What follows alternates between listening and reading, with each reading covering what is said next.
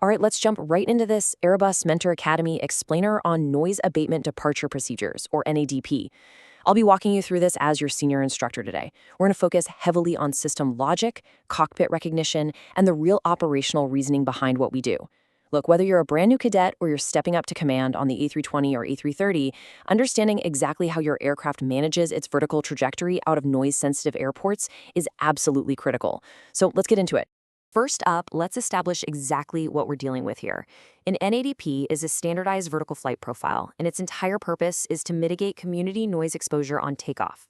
We're constantly balancing the acoustic footprint, specifically jet exhaust shear noise and the turbomachinery fan noise, against our aircraft's performance margins and engine stress. The ICAO actually outlines these under Document 8168, which gives us a structured way to execute the profile without completely overwhelming the flight crew during what is arguably one of the most critical phases of flight. Now, there are basically two primary strategies we use across the global airline industry, NADP-1 and NADP-2. NADP-1 is our close-in procedure.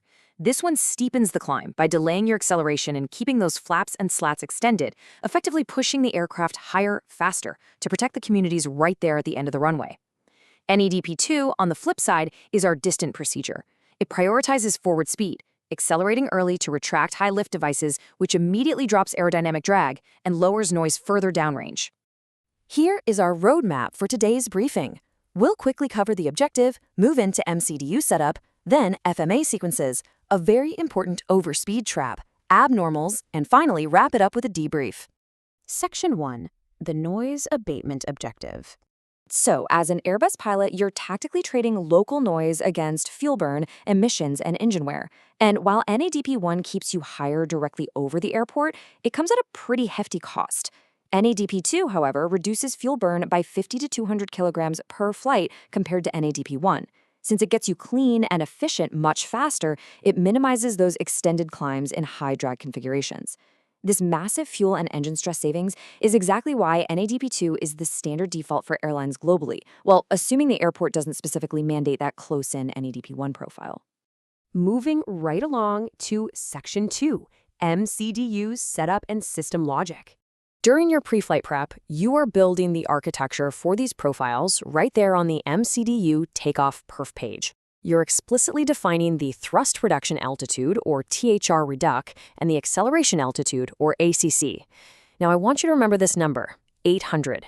800 feet above aerodrome level is the absolute minimum regulatory altitude for initiating any noise abatement thrust reduction or acceleration. While your standard company default might often be 1,500 feet, you have to manually adjust these based on your specific departure charts, and you can never, ever drop that value below 800 feet for an NADP.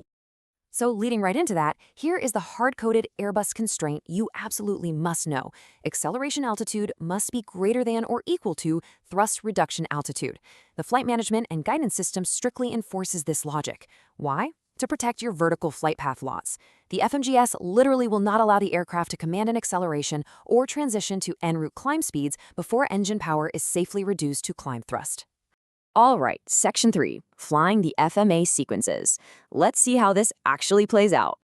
Remember, as an Airbus pilot, you fly the flight mode annunciator, not the physical levers. The FMA tells you exactly what the automation is doing with your trajectory at any given second. On the takeoff roll, your vertical guidance is in Speed Reference System, or SRS mode. SRS commands a pitch attitude to hold your safety speed of V2 plus 10 to 20 knots. You're going to hold that all the way up until you hit your programmed thrust reduction altitude. And finally, your acceleration altitude, where you transition to the en route climb phase. What you must recognize in the cockpit is this exact sequential change. Passing your thrust reduction altitude, you're going to see a flashing white LVR CLB on the FMA. Boom, that's your prompt. You physically retard the thrust levers into the CLD tent. Almost instantly, auto thrust engages, and THR CLB pops up in green. Once you cross your acceleration altitude, SRS disengages, and CLB or OPCLB engages, which commands a nose-down pitch so you can accelerate and clean up the aircraft. Section 4, the heavyweight overspeed trap. This one is huge. This is a major threat and error management consideration, and honestly, it catches crews out in the simulator all the time. It's a really critical question to ask yourself. If you're staring right at your primary flight display, and your speed is clearly below the red VFE limit band, why in the world might you suddenly hear a loud, blaring overspeed warning during flap retraction? The answer lies in a really fascinating disconnect within the Airbus system logic. Check this out. On your PFD, that VFE red and black strip moves instantly, the literal second you move the flap lever in the cockpit. But the physical overspeed oral warning, that is driven by the actual real-time position of the slowly retracting wing surfaces outside. At high takeoff weights, your minimum slat retraction speed, your S speed, is extremely close to that structural limit. Because NADP-2 accelerates you so rapidly at climb thrust, if you delay pulling that lever even a little bit, the aircraft's actual airspeed will rapidly catch up to the physical limits of those still retracting slats, and bam, you trigger the alarm. So the mitigation is incredibly simple. Do not delay. Under heavyweight conditions, select flap 0 precisely at S speed. This ensures the physical surfaces can actually stay ahead of the aircraft's rapid acceleration. Section 5. Abnormal takeoff and MEVR. Now, everything we've discussed so far assumes a totally normal departure on a standard weather day. But here is the golden rule of this entire explainer. Flight safety, obstacle clearance, and aircraft performance absolutely and always take precedence over noise procedures. Never, ever let a noise abatement requirement compromise your aircraft state. In fact, regulations mandate that you actively suspend NADP and prioritize maximum climb performance under strict weather criteria. If the runway is contaminated with slush or ice, if your crosswind exceeds 15 knots, if your tailwind exceeds 5 knots, or if there's any reported or suspected wind shear, noise abatement is immediately canceled. No questions asked. The exact same logic applies to an engine failure. In a one-engine inoperative, or OEI scenario after V1, the cause and effect sequence requires immediate action. You immediately terminate the noise profile. Your SRS logic will automatically shift to target V2 speed, up to V2 plus 15 knots. You bypass auto thrust, apply TOGA or MCT, and crucially, you must climb strictly in your takeoff configuration until you reach your pre-programmed engine out acceleration altitude.